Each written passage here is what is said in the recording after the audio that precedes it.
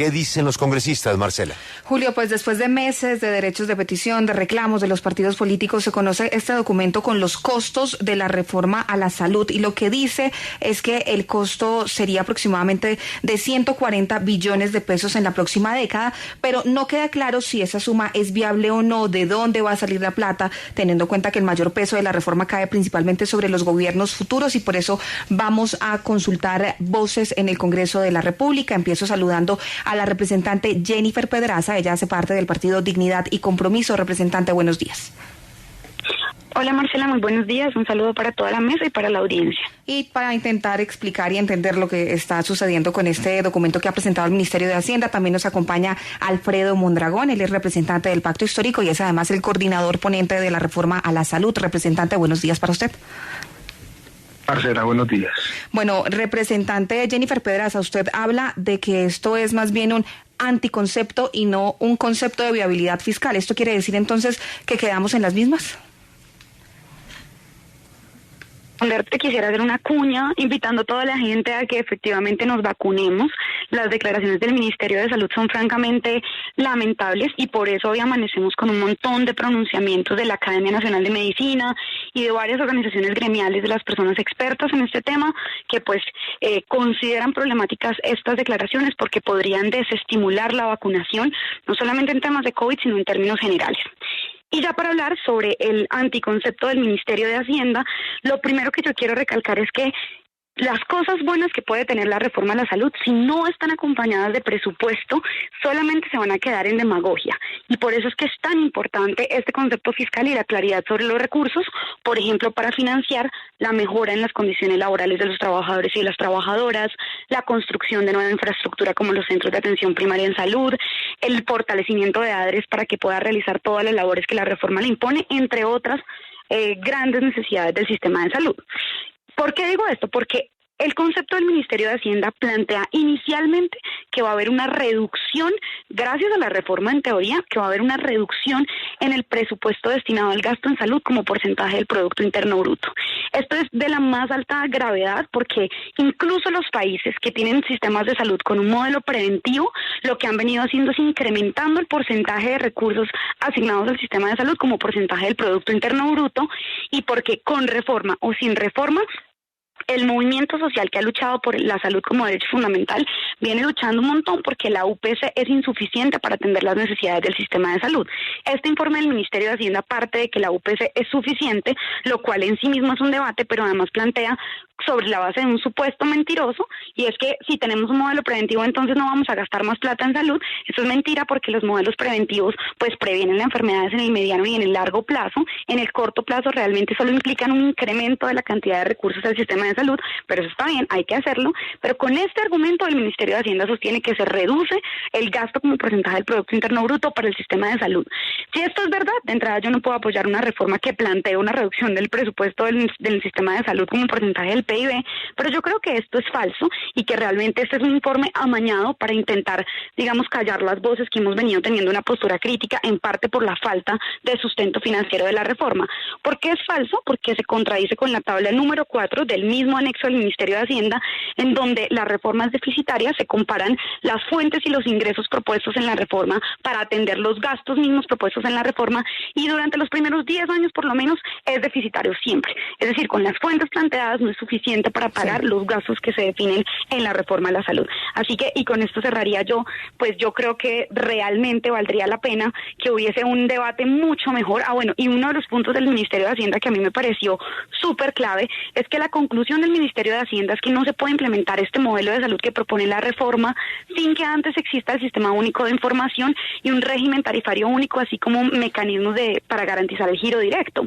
Y resulta que para crear ese sistema se necesitan por lo menos 5 años según el Ministerio de las TIC. Es decir, que el Ministerio de Hacienda, el mismo gobierno está diciendo que el tiempo de transición que hoy propone la reforma, que son 2 años, es insuficiente para garantizar el funcionamiento del sistema. Sí, representante Mondragón, todo indica que hoy va a quedar aprobada la reforma a la salud finalmente en este segundo debate allí en la Cámara de Representantes. Esto lo que quiere decir es que frente a ese documento que ha presentado el gobierno, el escenario de factibilidad, ya finalmente se va a aprobar en este debate sin que se conozca un concepto de viabilidad fiscal en el que se diga si hay plata o no para implementar ese nuevo modelo de salud que ustedes están proponiendo.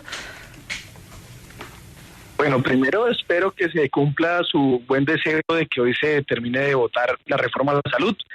Y lo otro es que a veces uno no entiende a la oposición. Primero pedían permanentemente en cada sesión, incluso ahorita seguramente lo van a volver a hacer, aplazamientos de la discusión de la reforma, que porque no había el concepto del ministerio. Y cuando el ministerio presenta el informe, entonces resulta que ahora entonces no lo validan. Lo que hay que decirle al país es que eso es un ejercicio, es un documento que se puede dar según la ley 819 en cualquier momento del debate. Y recuerden ustedes, aquí en mi mano tengo alguna proyección no solamente de gastos, sino también de fuentes de ingreso que va a tener la financiación del sistema de salud en la época del doctor José Antonio Campo, ¿ya? Y tampoco le servía, a pesar de que algunos les ponían pues muchas velitas al exministro, pero cuando él daba los datos y sacó un cuadro de fuentes y de gastos, entonces tampoco le servía.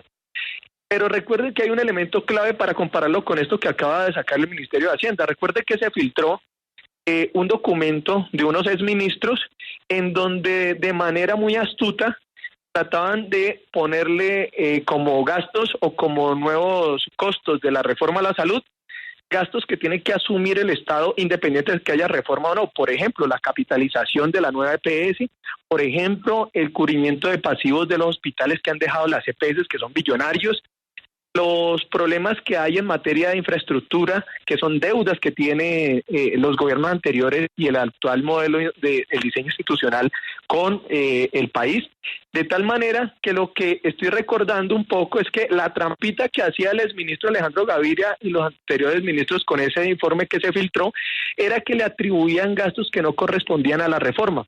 Ahora, ¿qué hace el ministro Bonilla? En el informe que presentan dicen explícitamente escenarios, dos escenarios dicen ellos, dos escenarios, un escenario con reforma y un escenario sin reforma.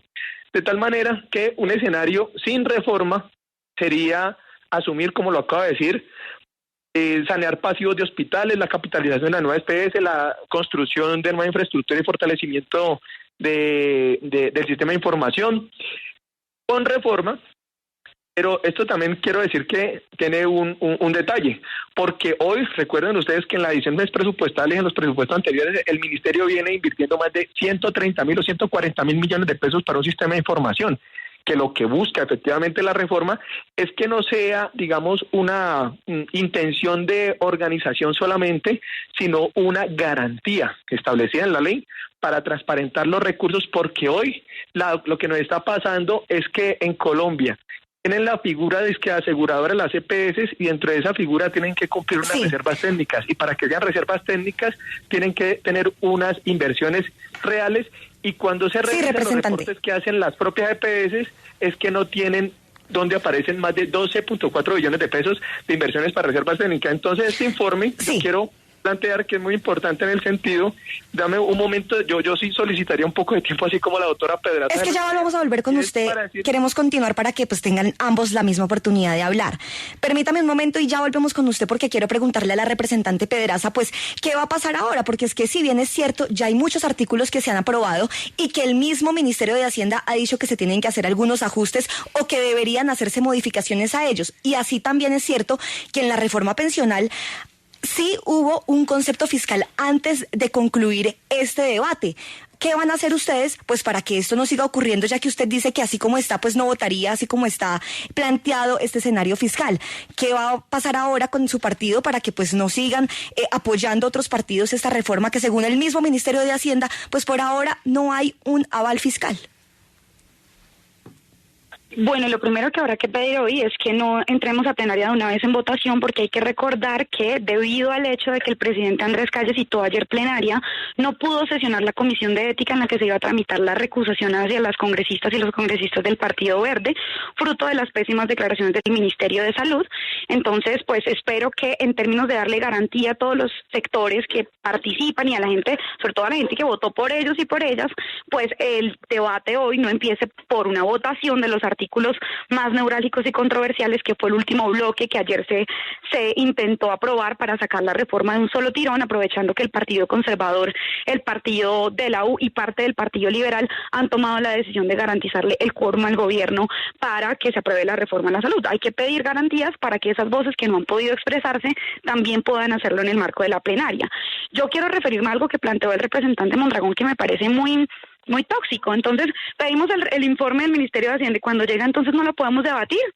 O sea, querían que dijéramos, ay, gracias por radicarlo, listo, nunca vamos a decir nada más sobre este documento. Si lo pedimos fue para discutirlo, para debatirlo, para ver el sustento que efectivamente tiene, y si, por el contrario, como encontramos, existen contradicciones con el mismo informe, que es el anexo 3 que había presentado el Ministerio de Salud, sobre cuánto costaría cada asunto de la reforma.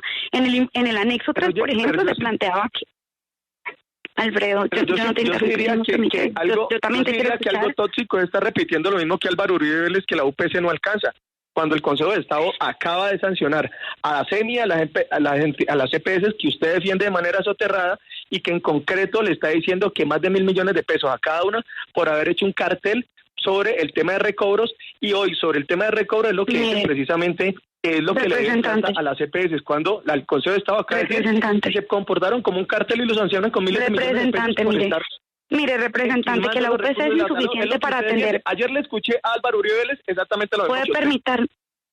Pues yo se lo he escuchado durante décadas al movimiento que ha marchado por la salud como un derecho fundamental. Pase o no pase reforma, la UPC es insuficiente, se acaben o no se acaben las EPS, la UPC es insuficiente, y hemos luchado toda la vida porque dentro de la OCDE, Colombia es uno de los países que no invierte suficientemente los recursos en el sistema de salud. ¿Cómo puede uno decir que la plata que hay hoy es suficiente al tiempo que en teoría... Permítame terminar. Vea, usted no es el primer representante machito de izquierda con el que yo debato, así que le quiero pedir que me respete el uso de la palabra, porque yo a usted no lo interrumpí. Y aquí el que ha defendido las EPS ha sido usted defendiendo el artículo 53. ¿Y saben qué también dice? No, hágame el favor y me permite terminar. Y el artículo, vean, el concepto del Ministerio de Hacienda, ¿saben qué define?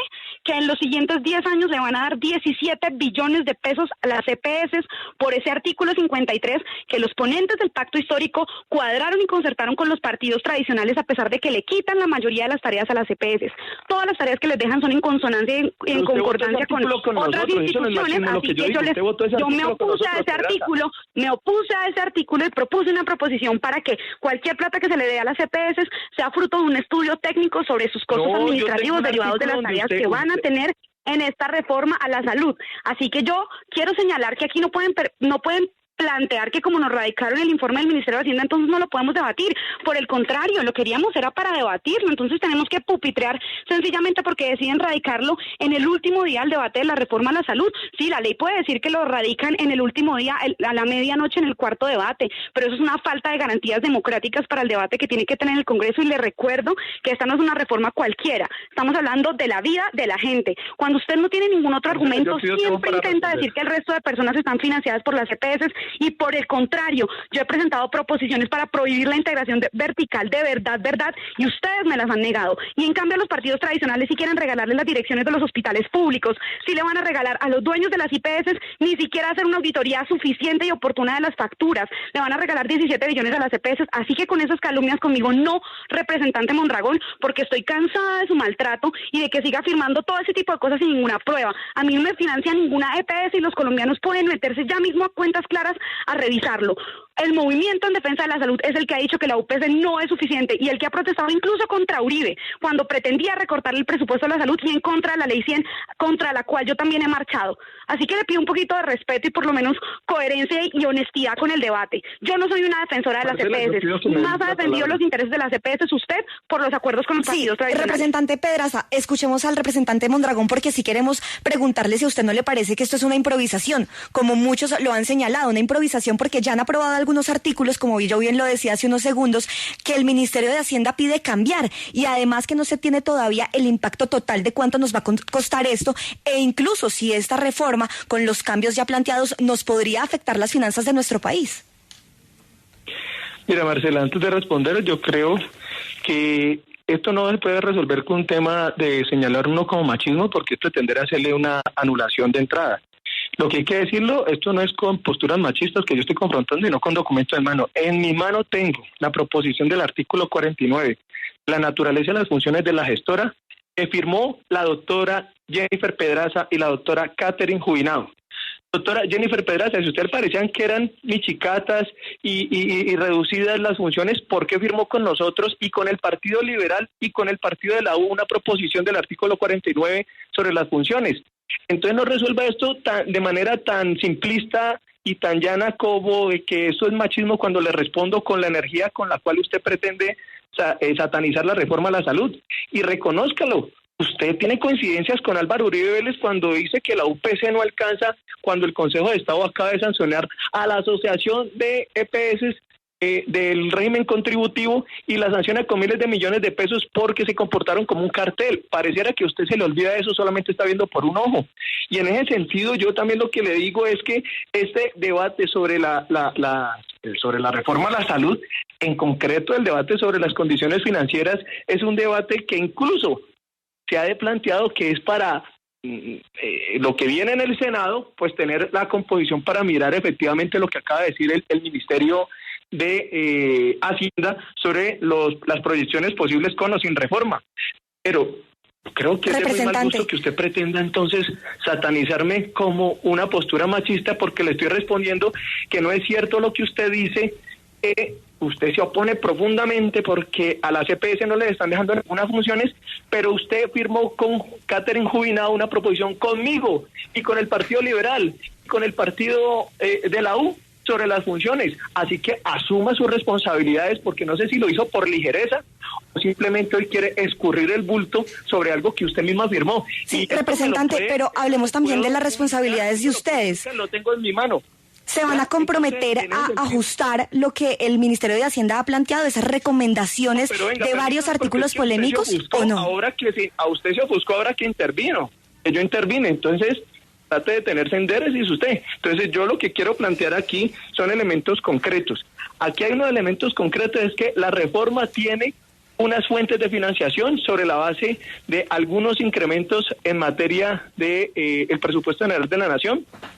Y estas proyecciones no debería sorprenderle a la doctora Pedraza, porque lo que han dicho permanentemente es que no hay recursos para la UPC, y les doy un dato: en los últimos 10 años, datos oficiales, creció en más de 220% la UPC en el régimen contributivo, y escuchen, más de 340% en el régimen subsidiado. ¿Cómo va a decir el doctor Álvaro Uribe Vélez, la doctora Jubinado, la doctora Pedraza, que la UPC no es suficiente? Pues claro, ¿cómo va a ser suficiente si se comportan como carteles para después recobrarle al Estado? Porque el tema de ellos es el negocio de llevar a la gente. Le negaron a la gente los servicios para que después los tuvieran que entregar por vía de recobros, que ahora se llama presupuestos máximos que muchos están glosados, y sale la doctora Pedraza, como Álvaro Uribe Vélez, como Forero, como el Centro Democrático, como Jubinado, a decir que no, que aquí lo que pasa es que no hay suficientes recursos, y ahora resulta que en esta reforma,